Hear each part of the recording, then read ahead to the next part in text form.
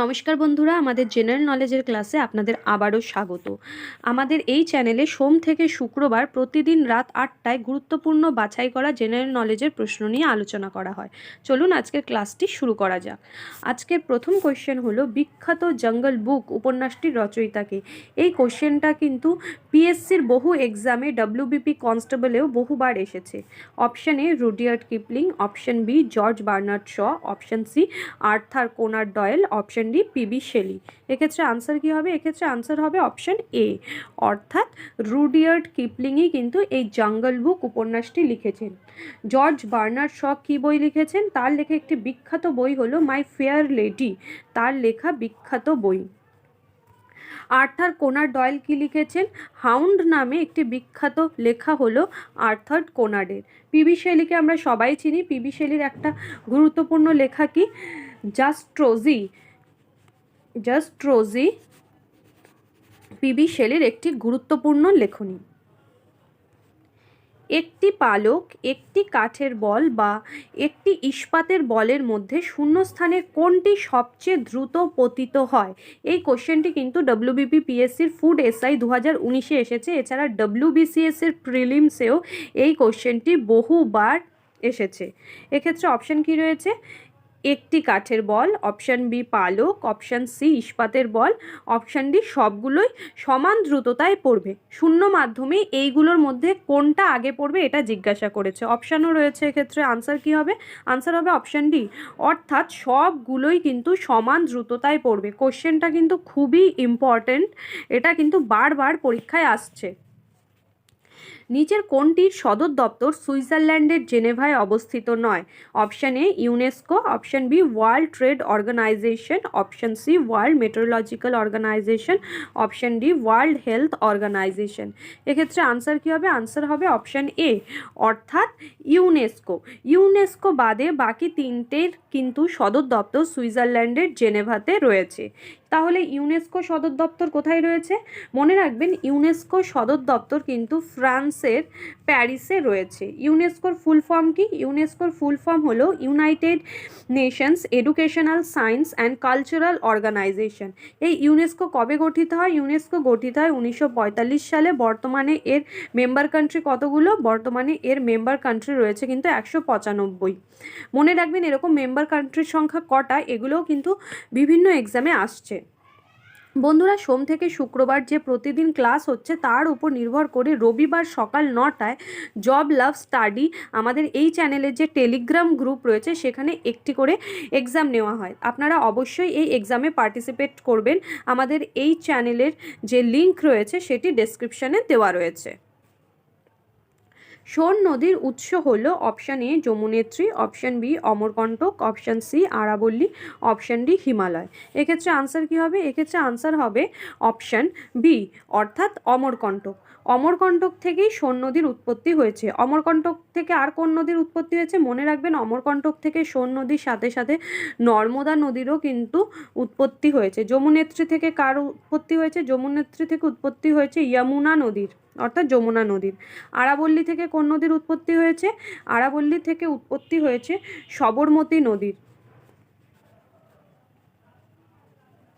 আর হিমালয় থেকে তো আমরা জানি বহু নদীর উৎপত্তি হয়েছে।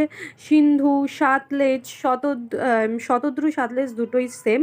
এছাড়া বাকি যে নদীগুলো রয়েছে, ব্রহ্মপুত্র, আরও অসংখ্য নদীর উৎপত্তি হয়েছে কিন্তু হিমালয় থেকে।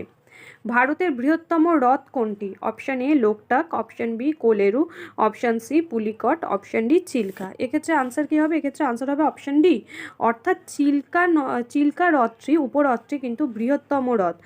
এই লোকটাক নামটা কিন্তু খুবই ইম্পর্টেন্ট, কারণ বহুবার বিভিন্ন এক্সামে এসছে যে লোকটাক হ্রদটি কোথায় রয়েছে। মনে রাখবেন, লোকটাক হ্রদটি কিন্তু মণিপুরে রয়েছে। কেন বিখ্যাত এই হ্রদটি? এটি হলো একমাত্র ভাসমান হ্রদ যেটি মণিপুরের ভারতের শুধু না, বিশ্বের একমাত্র ভাসমান হ্রদ হলো লোকটাক, তাই এটি ইম্পর্ট্যান্ট, এটা মণিপুরে রয়েছে। কোলেরু রয়েছে, পুলিকট রয়েছে। এবার বহু পরীক্ষাতে কিন্তু আসে যে এই চিল্কা হ্রদ কোন দুটি নদীর মাঝে রয়েছে, কোলেরু হ্রদ কোন দুটি নদীর মাঝে রয়েছে, তাই আমাদের এইটা একটু মনে রাখতে হবে। যদি আমি এটাকে ভারতের সাউথের দিকটা ধরি, তাহলে মনে রাখবেন, আমরা জানি যে চিল্কা হ্রদটি কি মূলত ওড়িশাতে রয়েছে, কিন্তু কোন নদীর মাঝে রয়েছে, এই দিক দিয়ে গেছে আমাদের মহানদী, আর এখানে রয়েছে গোদাবরী এবং মহানদীর মাঝে কিন্তু চিল্কা হ্রদ রয়েছে। আর এই গোদাবরী আর এখানে কৃষ্ণা গেছে, গোদাবরী আর কৃষ্ণার মাঝে কী হ্রদ রয়েছে, কোলেরু হ্রদ রয়েছে। তাহলে আমরা কি জানলাম, যে চিল্কা হ্রদ কোন দুটো নদীর মাঝে রয়েছে, গোদাবরী আর মহানদী। আর কোলেরু হ্রদ কোথায় রয়েছে, গোদাবরী ও কৃষ্ণার মাঝে রয়েছে। পুলিকট কোথায় রয়েছে, পুলিকট কিন্তু অন্ধ্রপ্রদেশ এবং তামিলনাড়ুর মাঝে বর্ডারে রয়েছে এই পুলিকট হ্রদ।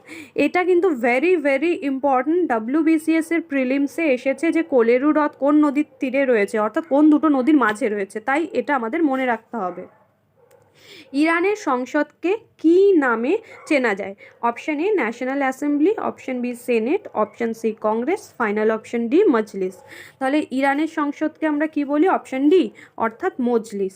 ইরানের সংসদকে মজলিস বলা হয়। ন্যাশনাল অ্যাসেম্বলি কাদের সংসদ, অর্থাৎ কাদের পার্লামেন্টকে ন্যাশনাল অ্যাসেম্বলি বলা হয়, মনে রাখবেন ফ্রান্সের পার্লামেন্ট ন্যাশনাল অ্যাসেম্বলি নামে পরিচিত। সেনেট কাদের পার্লামেন্ট, সেনেট হলো ফিজি আইল্যান্ডের পার্লামেন্ট সেনেট। ন্যাশনাল কংগ্রেস কাদের পার্লামেন্ট, ব্রাজিলের পার্লামেন্টকে কিন্তু বলা হয় ন্যাশনাল কংগ্রেস। কংগ্রেসকে অণুবীক্ষণিক সংখ্যালঘিষ্ঠ বলে কে সমালোচনা করেছিলেন, option A sir Syed Ahmed Khan, option B Lord Dufferin, option C Lord Curzon, option D Theodore Beck. এক্ষেত্রে আনসার কি হবে, এক্ষেত্রে আনসার হবে অপশন বি অর্থাৎ লর্ড ডাফরিন কিন্তু এই ইন্ডিয়ান ন্যাশনাল কংগ্রেসকে অণুবীক্ষণিক সংখ্যালঘিষ্ঠ বলেছেন। এই কোশ্চেনটাও কিন্তু পিএসসির WBCS প্রিলিমসে এসেছে।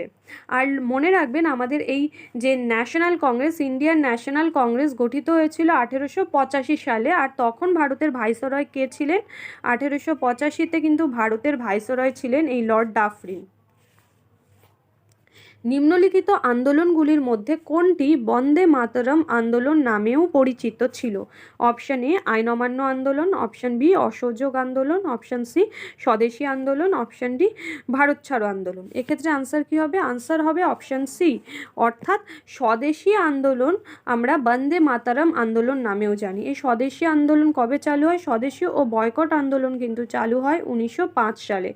আইন অমান্য আন্দোলন কবে চালু হয়েছিল, মনে রাখবেন 12ই মার্চ 1930 সালে গান্ধীজি লবণ আইন ভঙ্গের মাধ্যমে এই আইন অমান্য আন্দোলন শুরু করেছিলেন।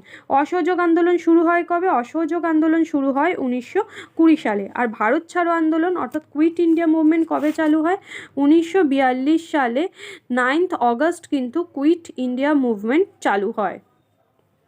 ভারতের ক্ষুদ্রতম প্রতিবেশী দেশ কোনটি, option A Nepal, option B Maldives, option C Bangladesh, option D Sri Lanka. Answer কি হবে, ক্ষুদ্রতম প্রতিবেশী দেশ কিন্তু বলেছে, তাহলে এক্ষেত্রে আনসার কী হবে, এক্ষেত্রে আনসার হবে অপশন বি অর্থাৎ মালদ্বীপ ভারতের প্রতিবেশী দেশগুলোর মধ্যে সবথেকে ছোট। নেপাল, বাংলাদেশ, শ্রীলঙ্কা এই প্রত্যেকটাই কিন্তু ভারতের প্রতিবেশী দেশ। ভারতের 9টি কিন্তু প্রতিবেশী দেশ রয়েছে, এটা মাথায় রাখতে হবে।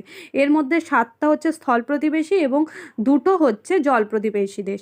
জল প্রতিবেশী দেশের মধ্যে কি রয়েছে, আমরা জানি মালদ্বীপ জল প্রতিবেশী, আর শ্রীলঙ্কাও জল প্রতিবেশী। বাকি দেশগুলো কি কি, যেমন আমাদের রয়েছে বাকিগুলোর মধ্যে পাকিস্তান রয়েছে, আফগানিস্তান রয়েছে, নেপাল রয়েছে, চায়না রয়েছে, ভুটান রয়েছে, বাংলাদেশ রয়েছে, মায়ানমার রয়েছে।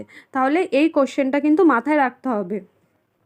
নেক্সট কোশ্চেন, বায়ুর আর্দ্রতা মাপা হয় কোন যন্ত্রের সাহায্যে, option A barometer, option B hydrometer, option C hygrometer, option D chronometer. Answer কি হবে, আনসার হবে অপশন সি অর্থাৎ হাইগ্রোমিটার। হাইগ্রোমিটারের সাহায্যে বায়ুর আর্দ্রতা মাপা হয়। ব্যারোমিটারের সাহায্যে কি মাপা হয়, আমরা জানি কি বায়ুর চাপ মাপা হয় অর্থাৎ প্রেশার মাপা হয় ব্যারোমিটার যন্ত্রের সাহায্যে। হাইড্রোমিটার যন্ত্রের সাহায্যে কি মাপা হয়, হাইড্রোমিটারের সাহায্যে মাপা হয় রিলেটিভ ডেন্সিটি অফ লিকুইড। অর্থাৎ তরলের যে আপেক্ষিক ঘনত্ব সেটা মাপা হয় হাইড্রোমিটার যন্ত্রের সাহায্যে। ক্রোনোমিটার যন্ত্রের সাহায্যে কী মাপা হয়? মনে রাখবেন, ক্রোনোমিটার যন্ত্রের সাহায্যে অ্যাকিউরেট টাইম মাপা যায়। প্রেশার, ডেনসিটি বা ভেলোসিটি যে কোনো কারণেও যদি একটুখানিও মুভমেন্ট হয়, সেই যে অ্যাকিউরেসি টাইমে সেটা এই ক্রোনোমিটার যন্ত্রের সাহায্যে মাপা যায়। ভারতের গভীরতম পোতাশ্রয় কোথায় অবস্থিত? Option A Kandla, option B Nhava Sheva, option C Cochin, option D Visakhapatnam. এক্ষেত্রে আনসার কি হবে? এক্ষেত্রে আনসার হবে অপশান ডি, অর্থাৎ বিশাখাপত্তনম। এই কোশ্চেনটিও পিএসসির বহু এক্সামে এসেছে। বিশাখাপত্তনম কোথায় রয়েছে? বিশাখাপত্তনম কিন্তু অন্ধ্রপ্রদেশে রয়েছে। এটা কিন্তু স্বাভাবিক পোতাশ্রয়। কান্দালা কোথায় রয়েছে? কান্দালা কিন্তু গুজরাটে রয়েছে। এটি একটি শুল্কমুক্ত বন্দর। নভসেবা কোথায় রয়েছে? নভসেবা মুম্বাইতে রয়েছে। এর আরেক নাম জওহরলাল নেহেরু বন্দর। এটি কিন্তু একটি হাইটেক বন্দর। কোচিন রয়েছে কেরালাতে। দিল্লির লালকেল্লা কে তৈরি করেছেন? Option A Akbar, option B Humayun, option C Shah Jahan, option D Aurangzeb. এটা সব থেকে সোজা কোশ্চেন বললেও ভুল বলা হবে না, কারণ আমরা ছোট থেকে দেখে আসছি এবং পড়ে আসছি। তাহলে দিল্লির লালকেল্লা কে তৈরি করেছে?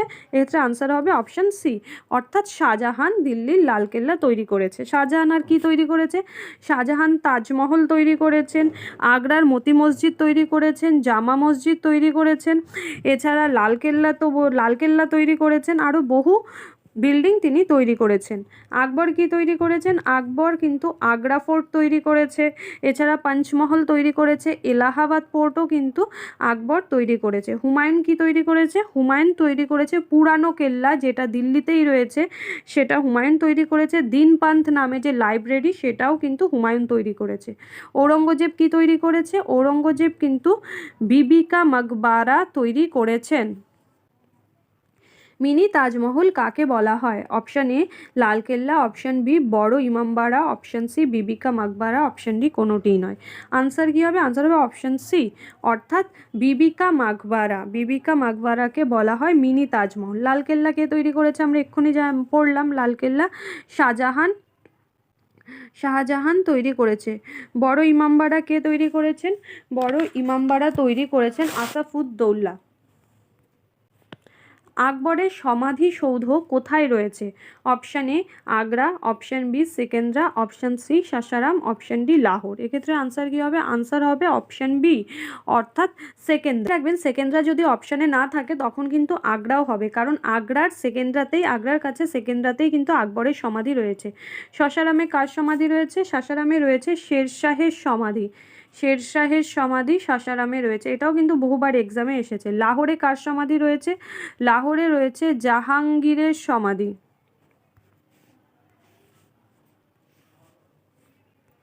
কার শাসনকালে স্থাপত্য কলার স্বর্ণযুগ বলা হয়?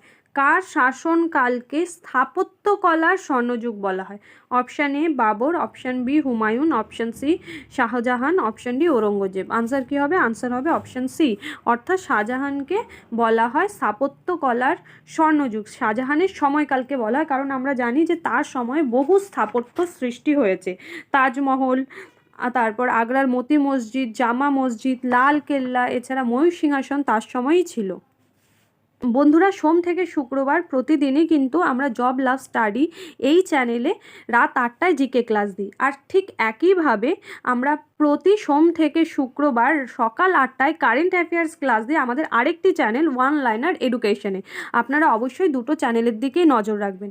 আর সোম থেকে শুক্রবার এই প্রতিদিনের ক্লাসের ওপর নির্ভর করেই রবিবার সকাল 9টায় জব লাভ স্টাডি চ্যানেলের যে আমাদের টেলিগ্রাম গ্রুপ রয়েছে, সেখানে আমরা একটি করে এক্সাম নিই। অবশ্যই আপনারা সেই এক্সামে পার্টিসিপেট করবেন। আমাদের এই টেলিগ্রাম গ্রুপের লিঙ্ক ডেসক্রিপশানে দেওয়া রয়েছে। আপনারা আমাদের এই চ্যানেলগুলোকে সাবস্ক্রাইব করবেন এবং আপনাদের আমাদের এই ক্লাসগুলো কেমন লাগছে তা অবশ্যই কমেন্ট বক্সে জানাবেন।